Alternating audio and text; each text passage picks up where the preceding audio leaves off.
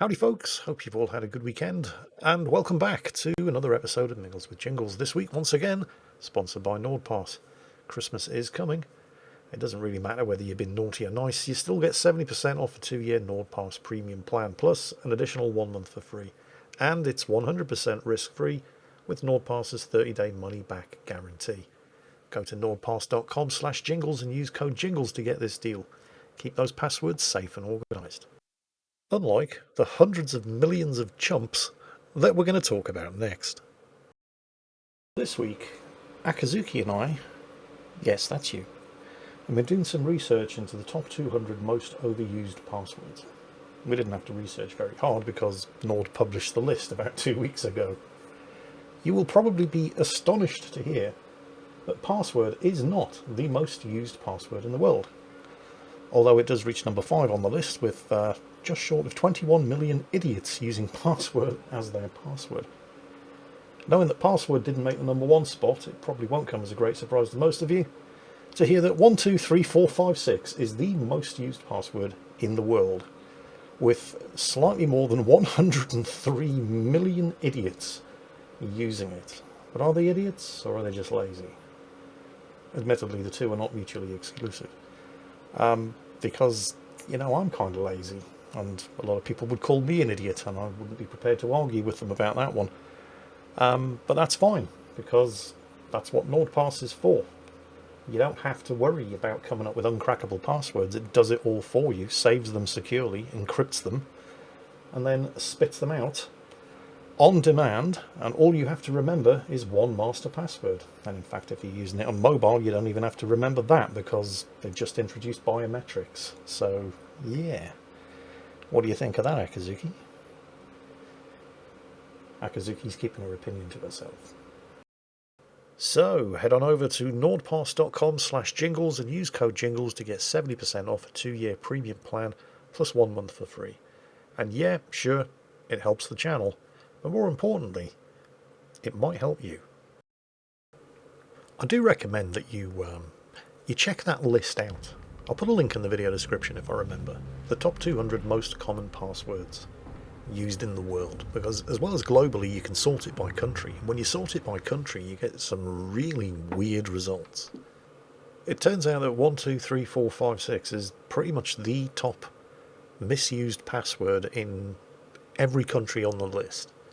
But then when you start looking down, variations of 123456 are all over the place, depending on how many characters your password requires. So you've got 1234567889 is the second most used password in Austria, for example. But then it starts to get a little bit weird, because here in the UK, the most used password is 123456. And you wouldn't be surprised to learn that password is the second most popular password here in the UK. It's an English word, and we're the home of the English language, so that's not really surprising. But then you go to Germany, and you find yet more evidence, sorry Germany, but it's true, that the Germans are just a little bit weird. Because password is the 4th most used password in Germany. Why is that weird, Jingles? Because it's an English word. This is in Germany. The Germans have a word for password, and it's not password. But the German word for password, which I believe is pronounced Passwort, is 20 places further down the list.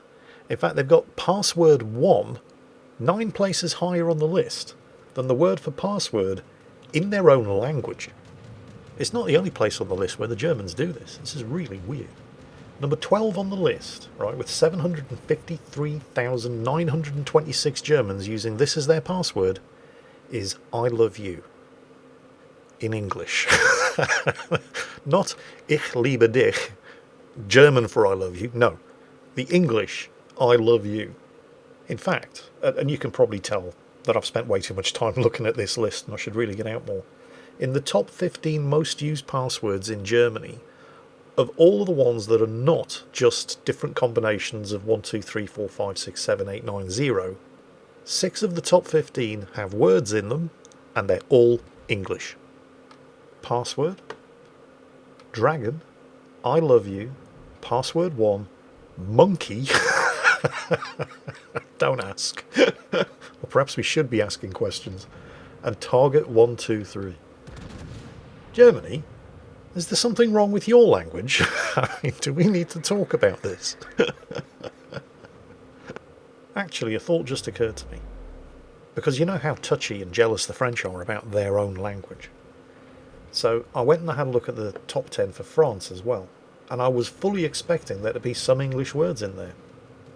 And there are. Well, technically you could argue that number 6 may be an English word. It's the name Tiffany, which I'm pretty sure isn't a French name, but that doesn't really count. But if you want to find your first English word in the most used passwords in France, you have to go all the way down to number 16. Can you guess what it is? Yeah, it's password. And I think the only reason it's there at all is because the French don't apparently have their own word for password. They use a phrase instead, le mot de passe. Or passe, I don't know how you pronounce it, it's French. So, yeah. Well, anyway, let's move on. I think I've wrung all of the comedy value I'm ever going to get out of weird German password choices. So, what's new? Well, you've probably already seen the video by now. Well, then again, maybe you haven't, it's only been up a day. But I was watching Flamu's World of Warships live stream this afternoon. And he was testing a very amusing bug. Nobody knows for sure, I think, whether or not this is a new bug that's just been introduced in the latest patch, or if it's been around for years. But I'll have to do a little bit of explaining here for those of you who don't play World of Warships. There's a commander skill called Survivability Expert. And what this does is it adds, I think, 350 extra hit points per tier of whichever ship you're playing. Now, if you're in a battleship, although this skill isn't available for battleship captains anymore, but it used to be a source of great hilarity in the past whenever you saw somebody in a battleship who was running the Survivability Expert skill, because battleships get tens of thousands of hit points, and an extra 350 for each tier of the ship is going to make no difference whatsoever. On the other hand, if you're playing a ship that doesn't have a lot of health to begin with, like a destroyer, you know, if you're only starting out with 18,000 health at tier 10 in your destroyer, then an extra 3,500, or however much it is, but it's around that, is obviously a significant benefit. Except it isn't. No, it turns out that if you're in a destroyer and you're choosing what seems like an excellent skill for destroyers, Survivability Expert, because it gives you a significantly large chunk of extra health, it's actually gimping you because of something that we call damage saturation. Now, this isn't a World of Warships video, so I'm not going to go into laborious detail explaining how damage saturation works. Instead, I'll give you the quick Cliff Notes version. Basically, your ship is divided up into sections. When those sections take damage, as well as the overall hit points of the ship, each of those sections have their own hit point pool. It's not visible, it's not displayed anywhere, you just have to take our word for it, they have it. And if a ship is continually being hit in the same section, its own little internal hit point pool will eventually get reduced to 0. At that point it becomes damage saturated. And you can see by looking at the ship there's a distinctly different graphic applied to a section of a ship that's been damage saturated, and if you continue to shoot the ship in that same section, your shells will only do 10% damage. In effect, because there's nothing left there to damage, you've basically destroyed that section of the ship. Yeah? Makes sense? Okay, good. So what does this have to do with the Survivability Expert for destroyers? Well, first, it's not just destroyers, because cruisers can also take the Survivability Expert skill, and it's been tested, and yes, this applies to them too. But it's probably true to say that it applies more to destroyers because they get more benefit from the skill because they start off with less health, and more destroyer captains than cruiser captains tend to take this skill. But what's happening with this skill? And again, we must remind you that we don't know whether or not this is a new bug introduced in the latest patch, or something that's been happening forever, or if it is in fact an intended feature and not a bug at all. But if you're in a destroyer and you do not have the Survivability Expert skill, and you start coming under fire, and you take multiple hits in the same section of the ship, that section of the ship very quickly becomes damage saturated, and you only take 10% damage from any shells that hit you in that same section. And that's working as intended. That's as it should be. That's what damage saturation is. It is not, however, working the same way if you've taken the Survivability Expert skill, because and this isn't written down anywhere, it's not explained in the skill description, if you have taken the Survivability Expert skill, as well as giving you an extra 350 hit points per tier of your ship, thereby increasing the ship's overall health pool, which is written down. In fact, it's the only thing written down in the description of this skill, but what is not is that the skill also seems to be massively buffing the hidden internal hit point pools of the various different sections that make up your ship. And what this means in practice is that when you're getting shot at and you have this skill, you have to take a colossal amount of damage in each of these sections, almost enough to destroy your ship as a whole before they start becoming damage saturated, which means that you're taking full damage rather than 10% damage for way longer than you would be if you hadn't picked a skill that's supposed to improve your survivability. In other news, Cyberpunk 2077 is a year old this month. An entire year in which CD Projekt Red have been furiously working on the game without actually introducing any new content. I mean, that's not entirely true. There's a new skin for Johnny Silverhand. Yay. No, all they've been doing for the last year is basically fixing the game to the standard that it should have been a year ago on release. And mostly fix it they have. I mean, I say mostly. It's about as good as you could expect. There's always going to be some bugs. But reviews over the last 3 months for the game have been overwhelmingly positive. I mean, I loved the game on release because I encountered next to no bugs. Mostly because I was playing on a powerful PC rather than on a previous or even current generation console. But the game is finally where it should be, and if you've held off on playing it, now would be a good time to start, at least on PC. I still wouldn't even attempt, I'm not even sure it's available to run on previous generation consoles.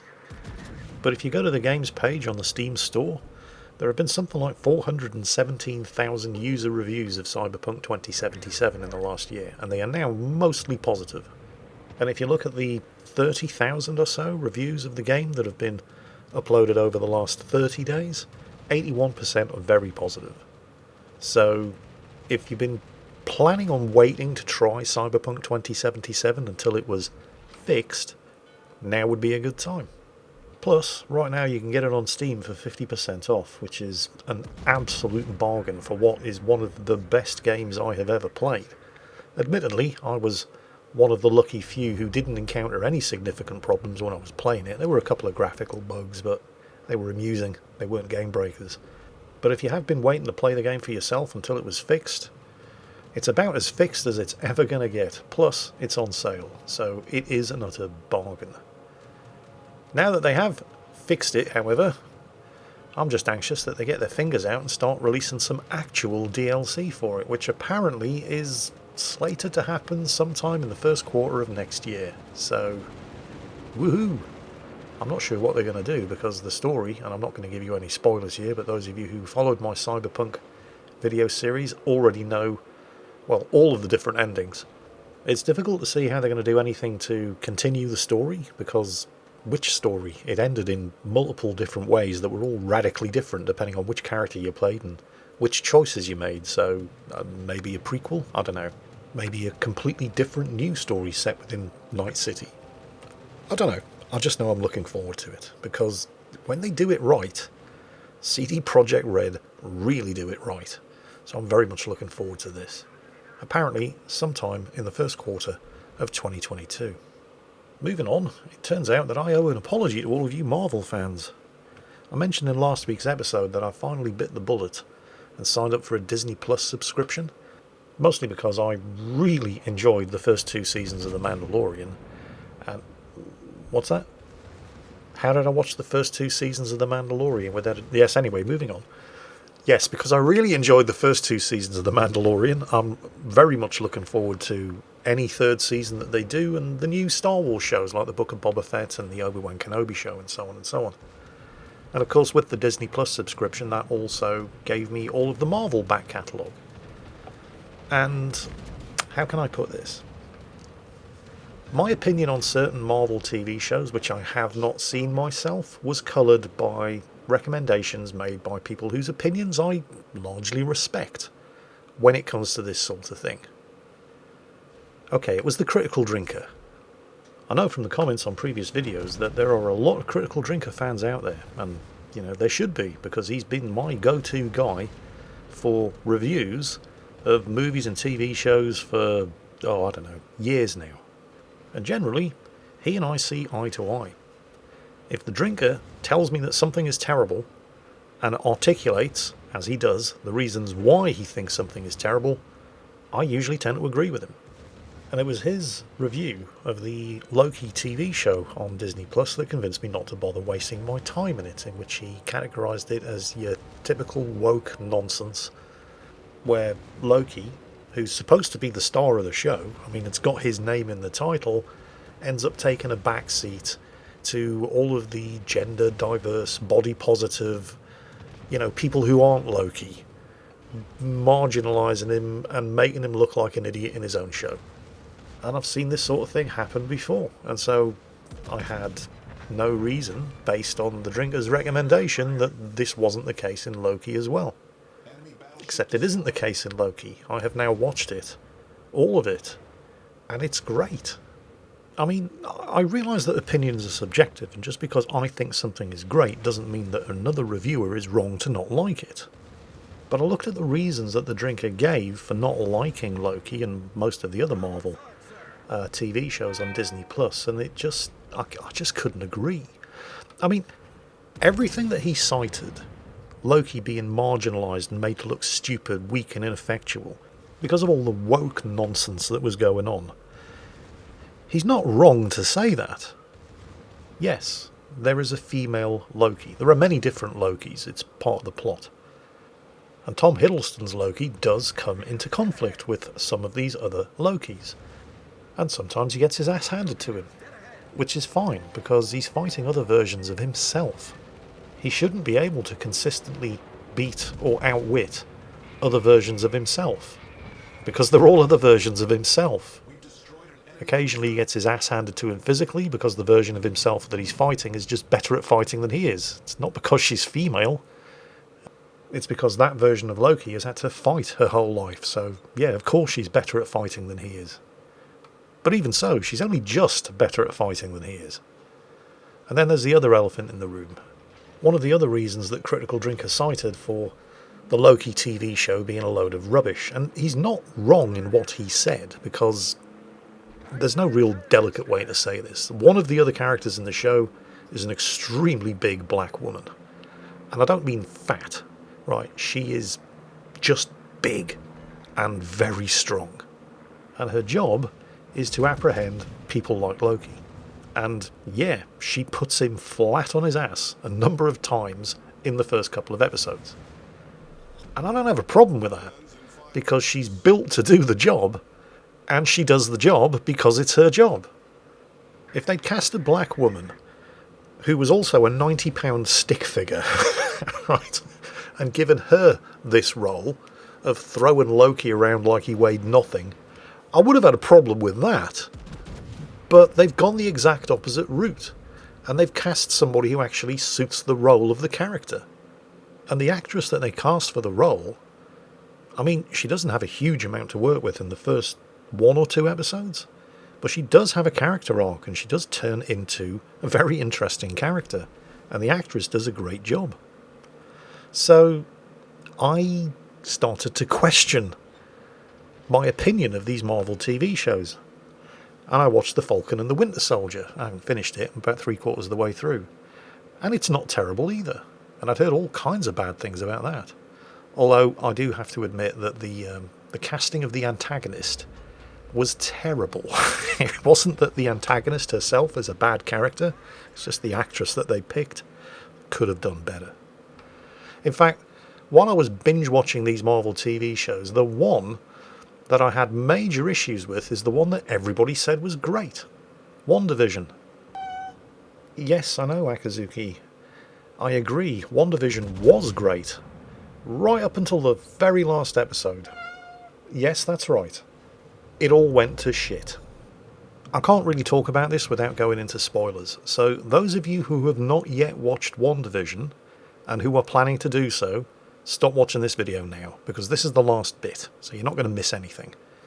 Thank you for watching thus far, hope you've enjoyed it, Have yourself a great day. Right, now that they've gone and it's just us, what the hell happened in the last episode of WandaVision? So, okay, Wanda Maximoff, grieving over the loss of the Vision, her soulmate, takes over an entire town in New Jersey, enslaves the entire population under mental control, and basically forces them to live out her fantasy of the perfect married life with a recreation of the Vision, Paul Bettany's character. She's basically enslaving and torturing an entire New Jersey town, okay? And then, in the season finale, the very last episode, apparently the producers were looking around thinking, hang on, we need somebody for Wanda to fight in the finale. We need a villain. So they just pull a villain out of their arses in the last episode in order for Wanda to fight somebody. Hang on a minute. You don't need a villain. Wanda is the villain. Wanda is the one who is enslaved and is mentally torturing an entire town of people. And right at the end, when she has to drop her mental control gig in order to fully focus on this villain that they just whipped out of their arses, somebody has the brass balls to say to her, all of these people, you know, the ones that she's been enslaving for months, will never know what you sacrificed for them by letting them go. What the actual fuck? What kind of crack pipe have you idiots been smoking? But it was such a good show up until the last episode, when just, what the fuck? So, yeah. Not all of these new Marvel TV shows are great, but I've certainly been enjoying most of them. I mean, they're at least okay, and in cases, they're very, very good. But, and I guess this is the whole point, don't take my word for it. By all means, allow yourself to be guided by the opinions of people whose reviews you trust, but check it out yourself. You're not always going to agree, and not agreeing is fine. I mean, I love Red Letter Media and their TV and movie reviews, but I couldn't have disagreed with them more about Star Wars Rogue One. I mean, I acknowledge that everything they said about Rogue One, all of the fan service, for example, was absolutely in there, but it didn't bother me to the same extent that it did them, and I absolutely loved Rogue One. So check this stuff out yourself. And that applies not just to TV shows and movies, but everything in life. Don't take anybody's word for anything. Check it out yourself. Make your own damn mind up. And that is it for this week's episode of Mingles with Jingles. I hope it's given you something to think about. If it's given you something to talk about, well, you know where the comments section is. And as always, take care, stay safe, and I'll catch you next time.